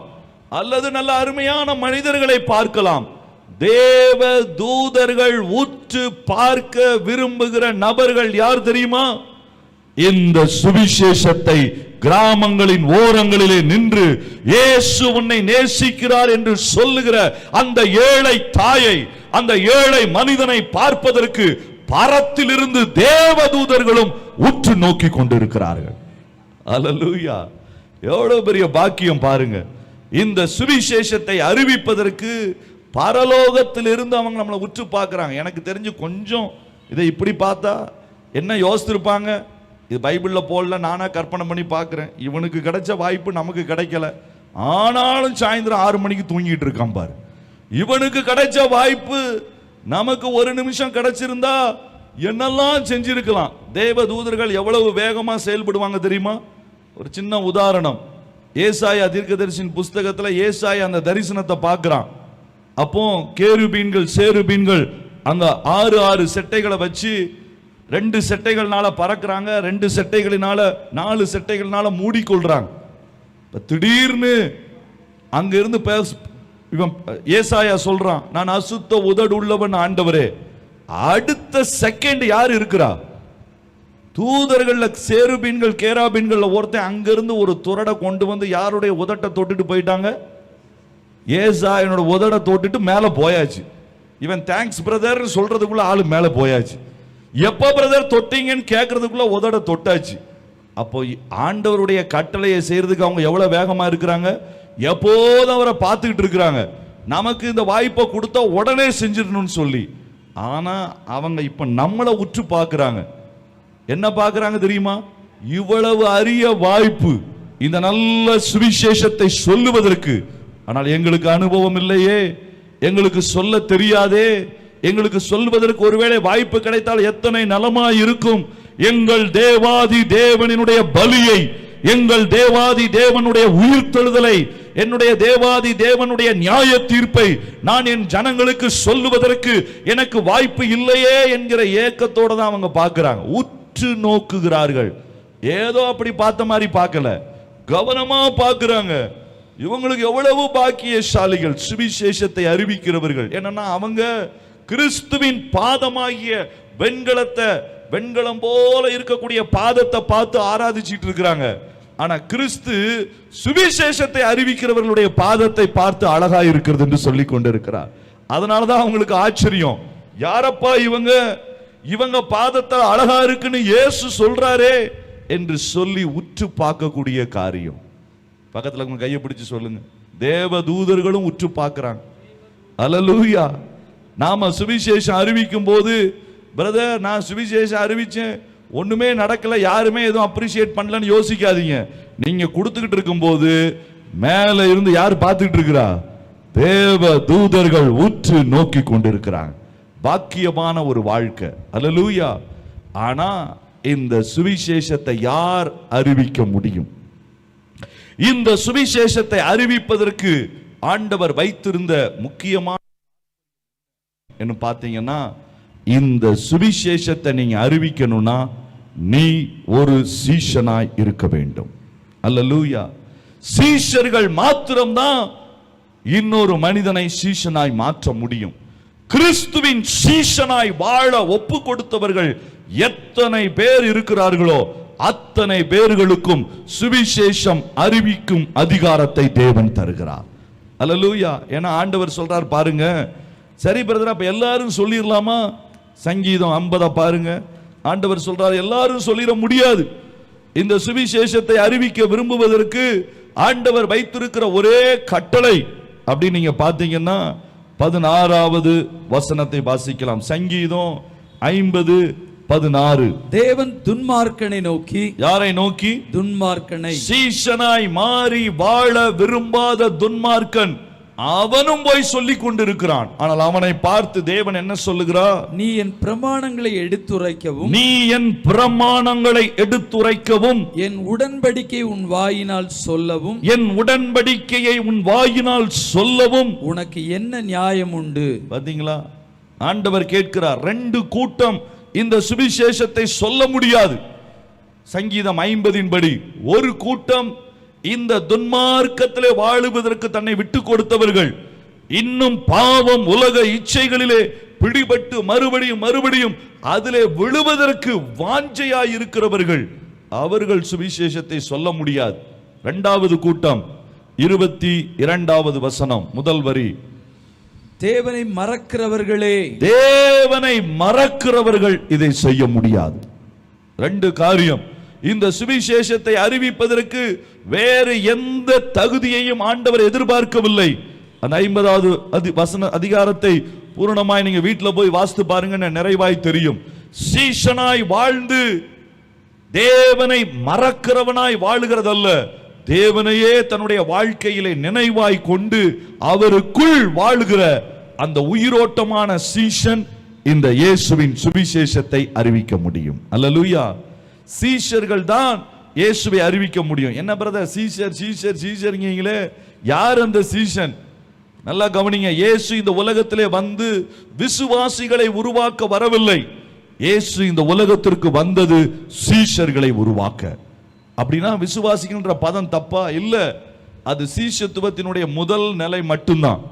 இயேசுவை ஏற்றுக்கொண்டதனுடைய முதல் நிலைதான். சீஷன் என்பவன் சிலுவையை சுமக்கிறவன். அல்லேலூயா. தன்னை தான் வெறுத்து தன் சிலுவையை எடுத்துக்கொண்டு இயேசுவை அனுதினமும் பின்பற்றுகிறவன். அனுதினமும். அதனால்தான் தேவனை மறக்கிறவன் இதை சொல்ல முடியாது. நேற்றைக்கு நான் ஒரு நாள் ஆண்டவரை நினைத்துக் கொள்ளுகிறேன், மற்ற நாளிலே மறந்து விடுகிறேன். நான் போய் சொன்னாலும் அங்கு ஒன்றும் நடக்காது. துன்மார்க்கனாய் இருந்து கொண்டு நான் சுவிசேஷத்தை சொன்னாலும் அங்கு ஒன்றும் நடக்காது. தேவனை என்றோ ஒரு நாள் நினைத்து செய்கிறவனாய் இருந்தாலும் அங்கு நடக்காது. அதனாலதான் ஆண்டவர் 2 கூட்டத்தையும் பார்த்து சொல்லுகிறார், நீ சொல்லாதே. மற்றவர்கள் எல்லாரையும் சொல்லுகிறார், புறப்பட்டு போ. ஆனால் இவரை சொல்லுகிறார், நீ புறப்படாதே, நின்று விடு, நீ சொல்ல முடியாது. இந்த சீஷனாய் வாழுகிறவன் என்ன செய்வான்? 3 விஷயத்தை தெரிஞ்ச விஷயம். அதனால அதிக நேரம் நான் எடுக்க போறது, அடுத்த 10 நிமிடங்களுக்குள் சொல்லி நம்ம முடிக்க போகிறோம். நாளைக்கு நீங்க ஆராதனைக்கு நீங்க போகணும். அதனால 9 மணிக்குள் சரியாய் இதை முடித்து விடுவோம், கடைசி ஜெபத்தோடு கூட சேர்ந்து. இந்த சீஷன் என்ன செய்வான்? இந்த சீஷனுக்குரிய 3 முக்கிய அடையாளங்கள் நீங்க லூக்கா 14 வீட்டுல போய் வாசித்துக்கலாம். ஒருவன் தன் தகப்பனையாவது தாயையாவது என்று சொல்லுகிற சீஷனுக்குரிய அடையாளங்கள். ஆனால் வேதத்திலே தேவன் காண்பிக்க விரும்பின ஒரு 3 சீஷர்கள், முக்கியமான சீஷர்கள். அவர்கள் யார்? வாசிக்கலாம். அப்போஸ்தலர் நடபடிகளின் புஸ்தகம் 9வது அதிகாரம். இங்க முதல் சீஷனை நான் உங்களுக்கு காண்பிக்க விரும்புகிறேன். 10வது வசனத்தை வாசிக்கலாம். தமஸ்குவிலே அனனியா என்னும் பேருள்ள ஒரு சீஷன் இருந்தான். அனனியா என்னும் பேருள்ள ஒரு சீஷன் இருந்தான். இந்த அனனியா என்கிற அந்த சீஷன் தமஸ்கு பட்டணத்திலே இருந்தான், எருசலேமிலே இல்லை. பெரிய ஐக்கியம் அவனுக்கு அங்கு இல்லை. தன்னுடைய வேலையும் பார்த்து கொண்டு he was dwelling in Damascus, the city of Damascus. அந்த இடத்திலே இயேசுவை கொஞ்சம் பேர் ஏற்றுக்கொண்டிருந்தார்கள். அவர்களின் மத்தியிலே இந்த அனனியா என்கிற இந்த சீஷன் இருந்தான்.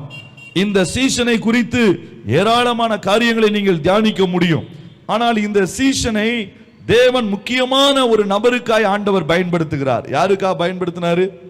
சவுல் என்கிற மனிதனை, பவுல் பிரதான அப்போஸ்தலனை சரியாய் சுவிசேஷத்தை சொல்லி நடத்துவதற்கு தேவன் தெரிந்தெடுத்த சீஷன் பேதுரு அல்ல, யோவான் அல்ல, யாக்கோபு அல்ல, படித்து தேறினவர்கள் அல்ல, எருசலேமிலே இருந்தவர்கள் அல்ல.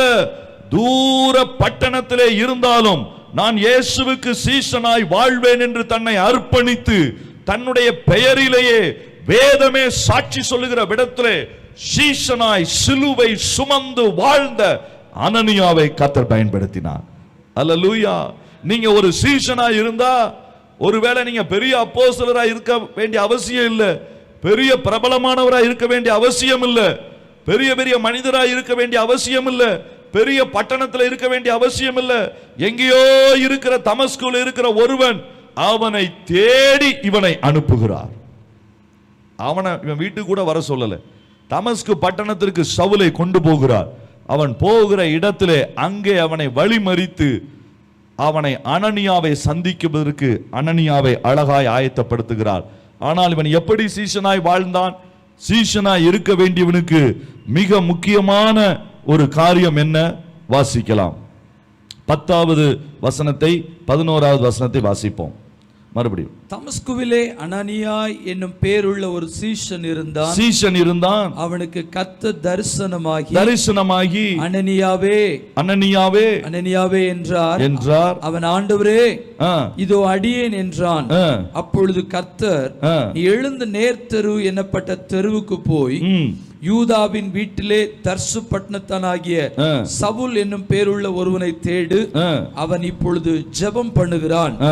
அனனியா என்னும் பேருள்ள ஒரு மனுஷன் தன்னிடத்தில் வரவும் தான் பார்வையடையும்படி தன்மேல் கை வைக்க தரிசனம் கண்டான் என்றார். இங்க அனனியாவை பார்த்து ஆண்டவர் சொல்றாரு, அனனியாவிட்ட ஆண்டவர் பேசுறாரு. என்ன பேசுறாரு தெரியுமா? ஒரு வீட்டுக்கு நீ போ, அட்ரஸ் ஆண்டவரே அனுப்புறாரு. ஜிபிஎஸ் லொகேஷன் எங்க அனுப்புறாரு? நேர் தெருவு என்று அழைக்கப்படக்கூடிய ஸ்ட்ரைட் ஸ்ட்ரீட், அந்த ஸ்ட்ரீட்டுக்கு நீ போ. அங்க போய் யூதாவின் வீட்டிலே, யூதான்னு ஒருத்தன் இருப்பான், அவன் வீட்டை தேடு, காலிங் பெல் அடி. அவன் வந்த உடனே கேளு, தரிசு பட்டணத்தை சேர்ந்த சவுல்னு ஒரு ஆள் உள்ள இருக்கிறானா, அவன்கிட்ட தான் போய் நீ சுவிசேஷம் சொல்லணும். இப்போ அனனியா யோசிக்கிறான். ஏன்னா அனனியாவுக்கு ஏற்கனவே விஷயம் வந்துருச்சு. என்ன விஷயம் வந்துருச்சு? அன்னைக்கு காலையில் ஹெட்லைன் நியூஸில் வந்தாச்சு. நல்ல வேளை அன்னைக்கு ஃபேஸ்புக் வாட்ஸ்அப்லாம் இல்லை. இருந்திருந்ததுன்னா அவ்வளோதான், அனனியா அங்கிருந்து எஸ்கேப் ஆகி ஓடி இருந்திருப்பான். எதுவுமே இல்லாமல் அவனுக்கு ஒரு சின்ன இன்ஃபர்மேஷன் மட்டும்தான். யார் இந்த பட்டணத்துக்கு வரப்போறா? சவுல் வரப்போகிறான். தர்சு பட்டணத்தை சேர்ந்த சவுல் வரப்போகிறான். எதுக்கு வரப்போகிறான்? இயேசுவை பின்பற்றுகிறவர்களை அடிக்க வரப்போகிறான்.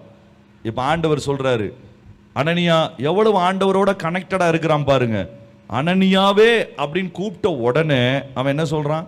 ஆண்டவரே இதோ அடியேன். அவ்வளவு நெருக்கமா கர்த்தர் அவனை பார்த்து கூப்பிடுறாரு. இவன் ஜெபித்தான்னு போடல. இந்த அனுபவம் நமக்கு வேணும். தேவன் நம்மை கூப்பிடும் அனுபவம். அல்லேலூயா. நாம் ஜெபிக்கும் அனுபவம் அது எல்லாருக்கும் இருக்குது. ஆனால் தேவன் நம்மை கூப்பிடும் அனுபவம் இன்றைக்கு நமக்கு வேண்டும். சீஷனாய் இருப்பவனை கர்த்தர் தன்னுடைய வேலைக்காய் கூப்பிடுகிற ஆண்டவர். பக்கத்துல கையை பிடிச்சு சொல்லுங்க, நீங்க ஆண்டவர்கிட்ட ஜெபம் பண்றீங்க, அது நல்லதுதான். ஆனா ஆண்டவர் உங்களை கூப்பிடுகிற அனுபவம், ஆண்டவர் உங்களிலே இடைபடுகிற அனுபவம். அல்லேலூயா. ஆண்டவற்றிலிருந்து கால் வருது. அனனியாவே உள்ளத்திற்குள்ள பரிசுத்த ஆவியானவரை கொண்டு பேசுகிறார். உடனே அவன் எல்லா வேலையும் விட்டுட்டு, ஆண்டவரே இதோ அடியேன். சீஷன் என்பவன் ஆண்டவருடைய சித்தத்தை செய்யறதுக்கு 24/7. நான் சொன்னேன் பாத்தீங்களா, இவனை ஒரு தடவை கூப்பிட்டாலே போதும், இவனுடைய சத்தம் நமக்கு ஆண்டவர் பல முறை சொல்லும் பொழுதும் கூட கர்த்தர் தான் சொல்லுகிறாரா என்கிற சத்தத்தை கேட்க நாம் தடுமாறுகிறோம். காரணம், தேவனோடு கூட உள்ள அந்த ஐக்கியத்திலே நமக்கு இடையில பிரேக் வந்து விடுகிறதுனாலே. சில பேர் ஞாயிற்றுக்கிழமை கிறிஸ்தவர்களாக தான் இருப்பாங்க. ஞாயிற்றுக்கிழமை திடீர்னு அவங்கள பார்த்தீங்கன்னா அவன் இன்னைக்கே பரலோகம் போயிடுவாரோ அப்படின்னு நமக்கு தெரியும். ஏன்னா காலையில் அவர் எந்திரிக்கிற நேரம், அவர் குளிக்கிற நேரம், வீட்டை கிளப்புற நேரம். சர்ச்சுக்கு லேட்டாக போகக்கூடாது. திங்கக்கிழமையிலிருந்து சனிக்கிழமை வரைக்கும் நீங்கள் பார்த்தீங்கன்னா பைபிளும் அவரும் ப்ளூடூத் டிஸ்டன்ஸில் தான் இருப்பாங்க. அதை தொடவே மாட்டார், அந்த பக்கமே போக மாட்டார். ஞாயிற்றுக்கிழமை கிறிஸ்தவர்கள், பண்டிகை கிறிஸ்தவர்கள், கால சூழ்நிலை கிறிஸ்தவர்கள், இவர்கள் சீஷர்கள் அல்ல, தேவனோடு உறவிலே இருக்கிறவர்கள். அல்லேலூயா. இவனுக்கு ஒரு டஃப் டாஸ்க் ஆண்டவர் கொடுக்கிறாரு. யார் உன்னை அடிக்கணும்னு வர்றானோ அவன் வீட்டுக்கு நீ போ. இவனுக்கே ஒரு பயம் வந்து இவனே சொல்றான், ஆண்டவரே, ஆண்டவர்கிட்ட மெதுவா சொல்றான், நீ சொல்ற இந்த அட்ரஸ் சரிதான், ஆனா நீ சொல்ற ஆளும் சரிதான், ஆனா நான் அவனை பத்தி வேறு விதமா கேள்விப்பட்டேனே, அவன் அடிக்க தான் வர்றான்னு சொல்றான், நீர் போய் அவன்கிட்டே போய் சேர சொல்றீரு. எப்படி ஆண்டவரே இது? நானே போய் அடி வாங்கிட்டு வர சொல்றீரா? அப்படின்னு அவன் கேட்கிறான். இல்ல, அப்பதான் ஆண்டவர் சொல்றார், இது தேவ திட்டம், நீ போய் இந்த காரியத்தை செய். சீஷனுக்கு இருக்கக்கூடிய முக்கியமான ஒரு காரியம் தேவன் சொல்லுகிற காரியத்திற்கு உண்டாகிற கீழ்ப்படிதல், the obedience. அதுதான் சீஷனுக்கு இருக்கக்கூடிய மிகப்பெரிய கிஃப்ட்டுங்க. கீழ்ப்படியதான் வெளிப்பாடு வரும். ஒரு வெளிப்பாட்டுக்கு கீழ்ப்படியவில்லை என்றால், ஒரு வசனத்திற்கு கீழ்ப்படியவில்லை என்றால், அடுத்த வசனம் அடுத்த வெளிப்பாடு நமக்கு கிடைப்பது அரிது. அதுல பாஸ் பண்ற வரைக்கும் ஆண்டவர் எங்க தான் வச்சிருப்பாரு? அதே இடத்துல தான் வச்சிருப்பார். ஏன் நம்ம சிலருடைய ஆவிக்குரிய வாழ்க்கை மேலேயே போக முடியல? வாஞ்சிக்கிறோம், விரும்புகிறோம், அதை நாம் எதிர்பார்க்கிறோம், ஆனால் தேவையானது கீழ்ப்படிதல். இயேசு கிறிஸ்துவை குறித்து வேதம் சொல்லுகிறது, அவர் குமாரனாய் இருந்தும் பட்ட பாடுகளினாலே கீழ்ப்படிதலை கற்றுக்கொண்டார். தமிழ் பைபிள் ரொம்ப அழுத்தமா சொல்லுது, கீழ்ப்படிதல் என்ன என்பதை காண்பித்து கொடுத்தார். அந்த கீழ்ப்படியும் போது பாடுகள் வரும், அந்த கீழ்ப்படியும் பொழுது நெருக்கங்கள் வரும், அந்த விஷயத்திற்கு கீழ்ப்படியும் பொழுது கடினம் வரும். ஒரு நாள் ஆண்டவர் ஒரு பட்டணத்திற்கு, மத்திய பிரதேசத்தில் உள்ள ஒரு பட்டணம், அங்க ஊழியத்திற்கு போகும்படியாய் பாரப்படுத்தினார். என் கூட திருநெல்வேலியிலிருந்து அருமையான ஒரு சார் வந்திருந்தாங்க, வயதானவங்க. அவங்களுக்கு பைபாஸ் சர்ஜரி எல்லாம் பண்ணியிருந்தாங்க.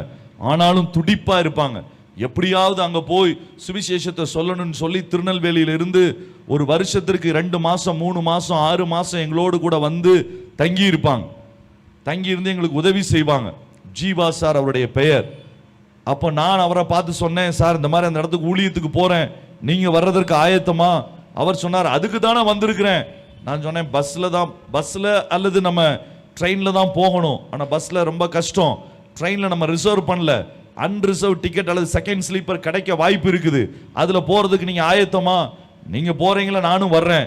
2 பேரும் ஏறிட்டோம். அங்க போய் இறங்கணும், 400 கிலோமீட்டர் தூரம். உதவி செய்யறதற்கு அந்த ஃபீல்டுல கடுமையான எதிர்ப்புகள். அங்கே இருந்த மிஷினரி ஏற்கனவே தாக்கப்பட்டு இருந்தார். ஆகவே கடுமையான எதிர்ப்புகள். ஆனால் அந்த பட்டணத்திற்கு போக வேண்டும் என்று ஆண்டவர் சொன்னதுனால அந்த பிரதர்கிட்ட சொல்லி, பிரதர் ஒரு மெடிக்கல் கேம்ப் அரேஞ்ச் பண்ணுங்க, நான் வந்து உங்களுக்கு உதவி செய்கிறேன், உங்களுடைய சரீர ஹெல்த்தை நான் பார்த்து என்ன செய்யணும் நம்ம முடிவு பண்ணலான்னு சொல்லி நாங்கள் வருகிறோம். நாங்கள் அங்கே போய் இறங்கின உடனே அவர் வீட்டில் தங்கி இருந்தோம். இன்னொரு டீமும் உதவி செய்ததுக்கு தமிழ்நாட்டிலேருந்து வந்திருந்தாங்க.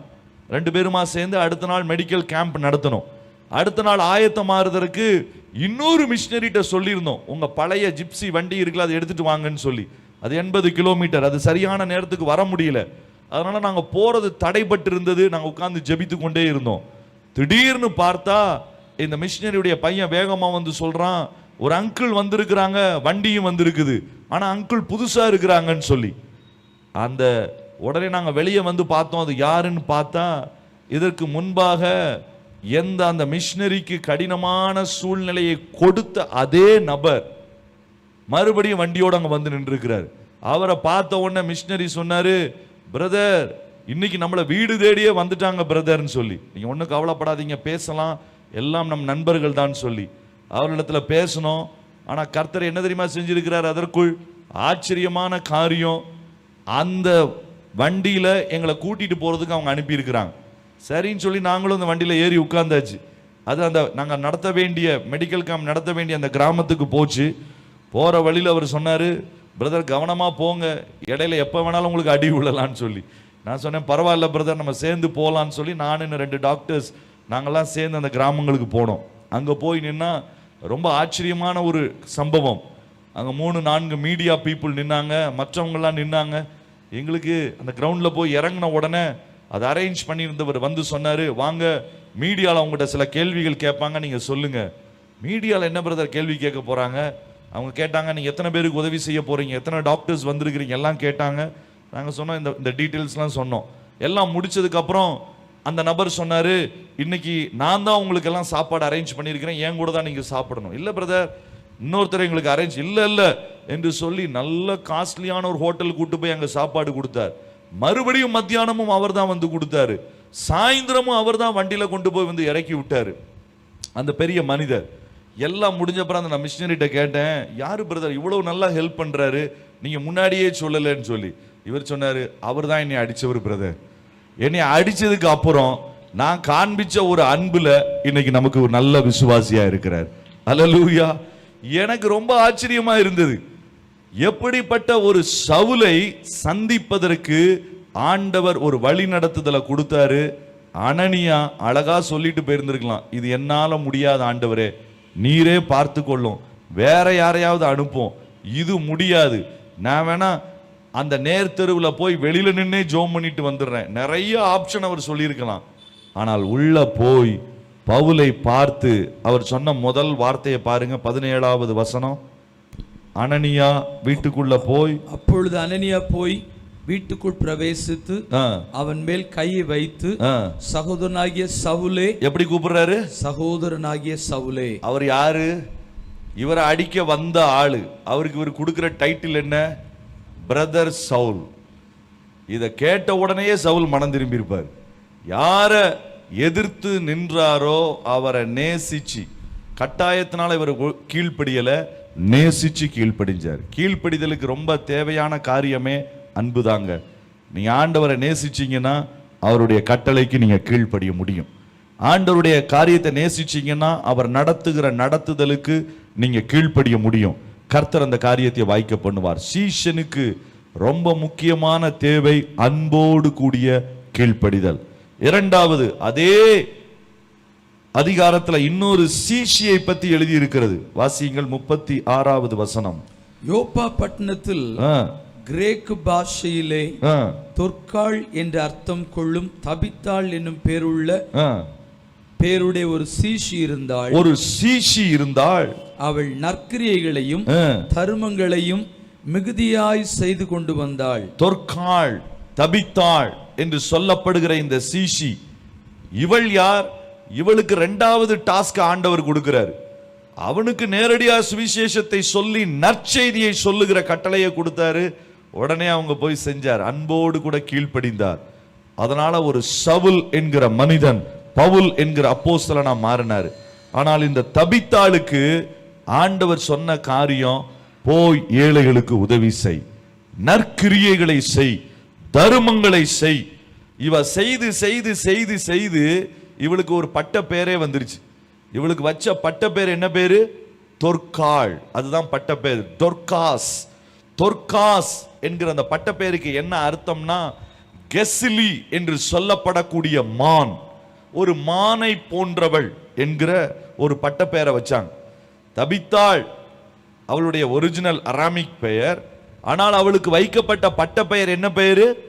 மான், புள்ளிமான், கவரிமான். நம்ம சொல்ற மாதிரி கெசிலி என்று சொல்லப்படக்கூடிய ஒரு குட்டையான மான். அந்த மானுடைய பேரை பட்ட பெயரா வச்சாங்க. இந்த மானை குறித்து நான் ஒரு சில குறிப்பை பார்த்தேன். இந்த மானு 100 கிலோமீட்டர் வேகத்தில் ஓடுமா. இந்த மானு பார்க்கறதுக்கு அவ்வளவு நல்ல கவர்ச்சியா இருக்காது, ஆனால் வேகமாய் ஓடக்கூடிய ஒரு மான். இவளுக்கு ஏன் இந்த பேரை வச்சாங்க தெரியுமா? மான் தபித்தாள் அப்படின்னு ஏன் தெரியுமா பேர் வச்சாங்க?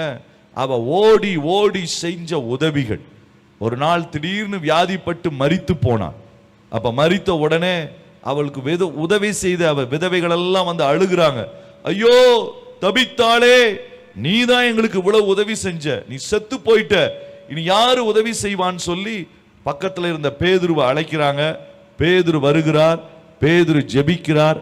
மரித்த தபித்தாளை கர்த்தர் மறுபடியும் உயிரோடு எழுப்புகிறார். உங்களுக்கு தெரியுமா, புதிய ஏற்பாட்டு சபையிலே நடந்த முதல் உயிர்த்தெழுதல் இதுதான். ஒரு மனிதன் மரித்து இயேசு கிறிஸ்துவினுடைய உயிர்த்தெழுதலுக்கு பிறகு அநேக அற்புதங்கள் நடந்தது. ஆனால் செத்து போன ஒருவள் உயிரோடு கூட எழுப்பப்பட்டது புதிய ஏற்பாட்டு சபையிலே முதல் முறை நடக்கிறது. அந்த பாக்கியத்தை யாரு பெற்றுக்கொள்ளுகிறாள்? அங்கு தபித்தாள் என்கிற சீஷி பெற்றுக்கொள்ளுகிறாள். திருமணம் ஆகவில்லை, உற்றார் உறவினர்கள் கிடையாது. யூத வம்சத்திலே தனி பெண்ணால் இருந்தால் சவால்களை சந்திக்க நேரிடும். ஆனால் தன்னுடைய வாழ்க்கையை குறித்து யோசிக்காமல் ஏழை பிள்ளைகளுக்கு உதவி செய்கிற, விதவைகளுக்கு உதவி செய்கிற நற்கிரியையை அவள் செய்தபடினாலே கர்த்தர் அவளுக்கு மறுபடியும் ஒரு வாழ்க்கையை கொடுத்து அந்த வாழ்க்கையை கண்டினியூ பண்ண வைப்பதற்கு ஆண்டவர் போதுமானவராய் இருந்தார். அல்லேலூயா. இந்த நற்கிரியை என்கிற இந்த காரியத்தை அவர் செய்ததுனால உயிர்த்தெழுதலின் வல்லமையை சரீரத்திலையும் அனுபவிக்க ஆண்டவர் உதவி செய்தார். தேவனுடைய வல்லமையை அனுபவிக்க நீங்க நினைக்கிறீங்களா? அதே போல செத்து கொண்டிருக்கிற அழிந்து கொண்டிருக்கிற ஏழை ஜனங்களுக்கு உங்களால முடிந்த காரியங்களை நீங்க செஞ்சு பாருங்க. கர்த்தருடைய பெரிய வல்லமையை உங்க குடும்பத்துல உங்க காரியங்களை நீங்க பார்க்க முடியும். 237 பிள்ளைகளை நாங்கள் பராமரிக்கிறோம். இதில் அதிகபட்ச பேர் எப்படிப்பட்டவர்கள்? போதை பொருளுக்கு அடிமையாகி ரோட்டிலே கிடந்தவர்கள், ஸ்கூலுக்கு போகாம காடுகளிலே திரிந்த சின்ன பிள்ளைகள், 8 வயசு 9 வயசுல நேபாள் தேசங்களிலே கஞ்சாவையும் போதை பொருளையும் சாப்பிட்டு தெருக்களிலே கிடந்த பிள்ளைகள். இவர்களை கொண்டு வந்து ஆண்டவருடைய கிருபையினாலே உருவாக்கி இன்றைக்கு படிக்கிற, தேவனை ஆராதிக்கிற பிள்ளைகளாய் கர்த்தர் மாற்றி இருக்கிறார். ஆண்டவருடைய தயவுனாலே செய்யக்கூடிய நீ ஒரு தர்மம் செய்யும் பொழுது, ஒரு சின்ன காணிக்கை கொடுக்கும் பொழுது மனசுல வச்சுக்கோங்க, நீங்க கொடுக்கிறது சில ரூபாய், ஆனால் அதிலே தேவன் கொடுக்கிறது உயிர் தெழுந்த வல்லமை. இந்த ரெண்டும் சேரும் பொழுது அந்த பட்டணம் முழுவதும் 42வது வசனம் சொல்லுகிறது, அந்த பட்டணத்திலே அநேகர் கர்த்தரிடத்திலே விசுவாசமானார்கள். இந்த சீஷி செஞ்ச காரியம் தியாகமா தன்னை சுற்றி இருக்கிற ஏழை ஜனங்களை குறித்த ஒரு கரிசனை. ஒரு சீஷன் அல்லது சீஷிக்கு இருக்க வேண்டிய முக்கியமான காரியம் இது. கடைசியாய் ஒரு மனிதனுடைய ஒரே ஒரு வசனம் சொல்லி நம்ம ஜெபிக்க போகிறோம். 21வது அதிகாரம் 16வது வசனம். அப்போஸ்தலர் 21:16. செசரியா பட்டணத்தில் உள்ள சீஷரில் சிலர் எங்களுடனே கூட வந்ததுமன்றி சீப்புரு தீவானாகிய மினாசோன் என்னும் ஒரு பழைய சீஷர். ஆனா அவனை குறித்து அழகான ஒரு குறிப்பு எழுதப்பட்டிருக்கிறது. பழைய சீஷன், பல வருடங்கள் ஆனவன், பல காரியங்களை பார்த்தவன். இவன் என்ன செய்தான்? ஊழியங்களுக்கு உதவியாயிருந்த சீஷன். இவன் எவ்வளவு செய்ய முடியும் என்று இவனுக்கு தெரியாது. தன் வீடுகளை திறந்து கொடுத்து ஊழியங்கள் அங்கு நடப்பதற்கு, ஊழியர்கள் அங்கு தங்குவதற்கு தன்னை விற்று கொடுத்தவன். இந்த பட்டணத்துல ஒருவேளை நீங்க உங்களுடைய வீடுகளை திறந்த வீடுகளாய் கொடுத்து ஒரு சில ஊழியங்கள், சின்ன ஜபங்கள், சின்ன பைபிள் ஸ்டடி நடப்பதற்கு நீங்க உங்க வீடுகளை கொடுக்கக்கூடிய மினாசேன் என்று சொல்லக்கூடிய ஒரு சீஷனாகவும் நீங்கள் செயல்பட முடியும். இவன் பழைய சீஷன், ஆனால் வாய்ப்புகளை காத்திருந்தவன். அல்லேலூயா.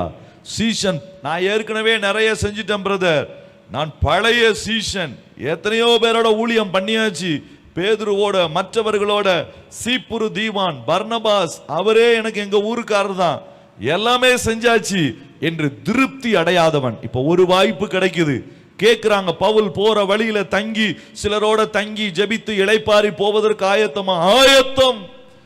புதிய வாய்ப்புகளை தளராமல் ஊழியத்திலே ஓடுவதற்கான காரியம். நம்ம எல்லாரும் எழுந்து நிற்கலாம், நம்ம ஜெபிக்க போகிறோம்.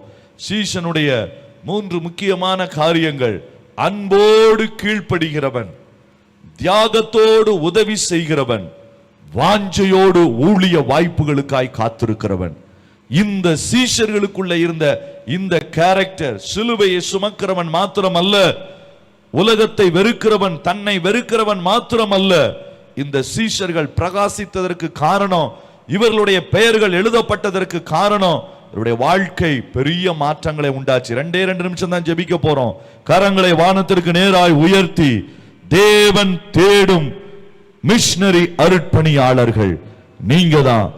இந்த அருட்பணி சுவிசேஷத்தை அறிவிப்பதற்கு ஆண்டவருக்கு பெரிய எக்ஸிகியூட்டிவ்ஸ் தேவையில்லை, பெரிய மனிதர்கள் தேவையில்லை.